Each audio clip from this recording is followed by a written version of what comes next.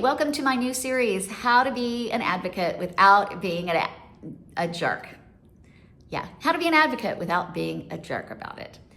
I don't know if you've noticed, but we are living in a culture of hatred and harm right now.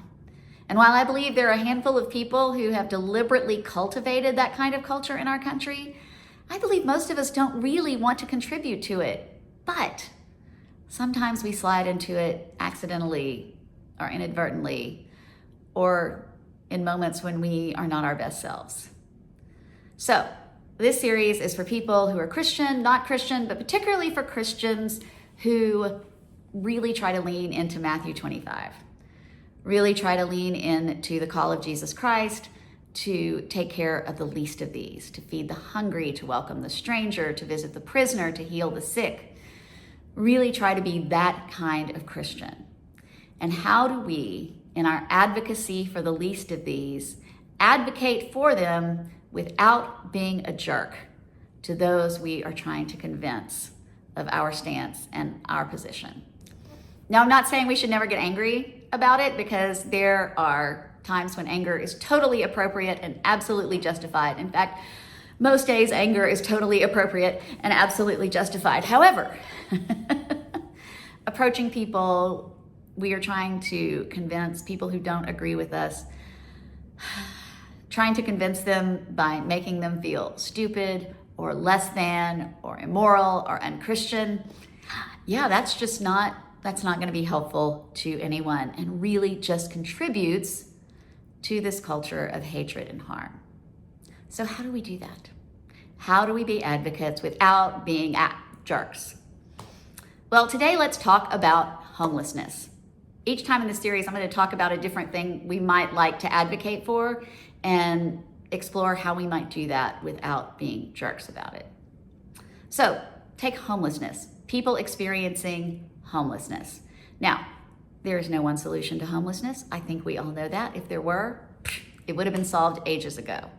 But homelessness, the reasons people experience it are multifaceted, multi-layered, and require a multi-layered approach. Also depends on where you are. So many factors in play. But I do want to talk about, I think, and this is an oversimplification, so homeless advocates, forgive me. I kind of divide people experiencing homelessness into kind of two categories. There are people who are what I call situationally homeless. Something happened. There was an accident, an illness, a loss of a job, a broken relationship, an inciting incident that has resulted in them being on the streets. Now, I have no idea what that would feel like. There has never been a time in my life, and you may be exactly the same way. There's never been a time in my life where I would have nowhere to go. If I lost my job, my home, my car, if I lost everything, there has always been someplace I could go. The idea that I would end up on the streets has never been in the realm of possibility for me. So it is really hard for me to imagine how that must feel, and it is really easy for me to forget that there are a lot of people who are right on that edge, and they are one paycheck, one accident, one incident away from being without a place to live and zero safety net. So you've got those people. And then you've got people that I call chronically homeless. Those are people who go in and out of experiencing homelessness, sometimes have been on the streets for years and years and years, often due, but not always, to mental illness or to addiction issues. And that requires a whole nother set of solutions. But I think when we talk to people about homelessness, or really any issue we want to be advocates for, I think we can take a page from Jesus. Not that I'm saying any of us are Jesus, but, when people would come to Jesus and make statements or ask questions, he never went, that was a stupid question, or I can't believe you feel that way. Why on earth would you feel that way? No, he doesn't do that. He tells a story.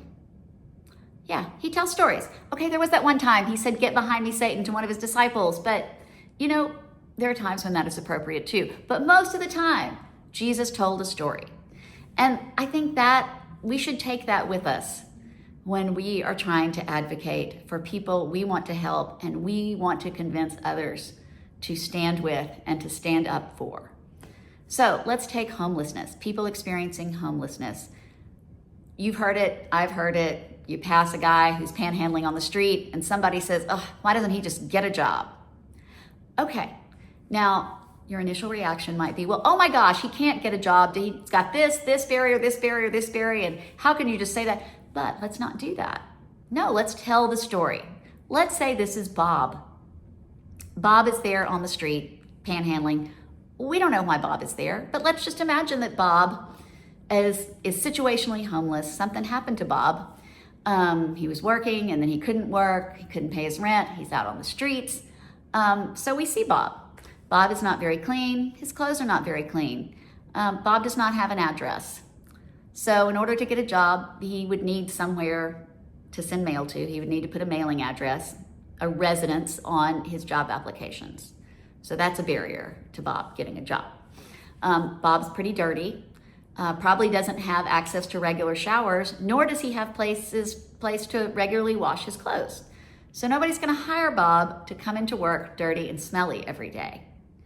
And then, of course, Bob doesn't even have the right clothes. What Bob is wearing right now would not be appropriate to get a job anywhere. And I know some jobs require very specific clothes. I myself have bought a number of pairs of black pants and black shoes for people who had landed jobs in restaurants. And they had to show up. They'd get a shirt from the restaurant, but they had to show up in black pants and with black shoes. So there are some barriers to Bob being able to get a job. We could tell that story to the person who says, why doesn't he just get a job? So that they can better understand what the barriers are. That there are things that someone is gonna need to help Bob out with before he can enter into the land of employment again. And that story can be really helpful for people for whom that would never have occurred to, because for them, getting a job means going in and applying and interviewing and all that, because the fact that they have a roof over their heads, clean clothes to wear, a place to wash those clothes when they get dirty, is just a given.